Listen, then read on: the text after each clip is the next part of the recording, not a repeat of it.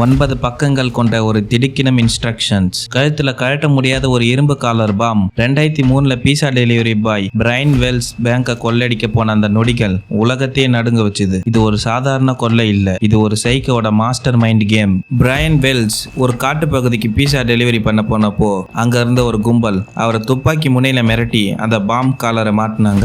அது மட்டும் இல்லாம ஒரு ஊன்றுகோலை ஒர்க்கிங் ஷாட் கன்னா மாத்தி அவர் கையில கொடுத்து பேங்கை கொள்ளடிக்க அனுப்பி வச்சாங்க. பேங்க்ல இருந்து $8000 மட்டும் எடுத்துட்டு வந்த பிரையனை போலீஸ் மடக்கி பிடிச்சாங்க. அப்போதான் அந்த ஷாக்கிங் விஷயம் தெரிஞ்சது. அந்த காலர் பாம் சாவியை தேடி ஒரு ஸ்கேவஞ்சர் ஹண்ட் பண்ணணும். ஆனா அந்த டைம் லிமிட்குள்ள அந்த சாவியை தேடுறது பிசிக்கலா முடியாத ஒரு விஷயம். போலீஸ் கார் நடுவுல பிரையன் உட்கார்ந்துட்டு இருக்கும் போதே அந்த பாம் பீப் சத்தம் போட ஆரம்பிச்சது. லைவ் டிவியில உலகமே பார்த்துட்டு இருக்கும் போதே பாம் ஸ்குவாட் வரத்துக்கு 3 நிமிஷம் முன்னாடி அந்த பாம் வெடிச்சது. பிரையன் வெல்ஸ் அங்கேயே சிதறி போனாரு. அவர் ஒரு குற்றவாளியா இல்ல ஒரு பலியா? இன்வெஸ்டிகேஷன்ல மார்ஜோரி டீல் ஆம்ஸ்ட்ராங் அப்படின்ற ஒரு சைக்கோ பெண் தான் இதுக்கெல்லாம் காரணம்னு தெரிஞ்சது. அப்பாவோட சொத்துக்காக வாடகை கொலையாளிக்கு பணம் கொடுக்க தான் இந்த பிளான். அவளோட கூட்டாளியான பில் ராட்ஸ்டீனோட வீட்டு கார் ஷெட்ல ஒரு ஃப்ரோசன் பாடி கிடைச்சது தான் இந்த கேஸோட மிகப்பெரிய திருப்பு முனை. பிரையன் வெல்ஸ் ஆரம்பத்துல இது ஒரு போலி பாம்னு நினைச்சு இதுல சேர்ந்தாரா இல்ல கடத்தப்பட்டாரான்றது ஒரு பெரிய சர்ச்சை. FBI அவரை குற்றவாளின்னு சொன்னாலும் அவரோட ஃபேமிலி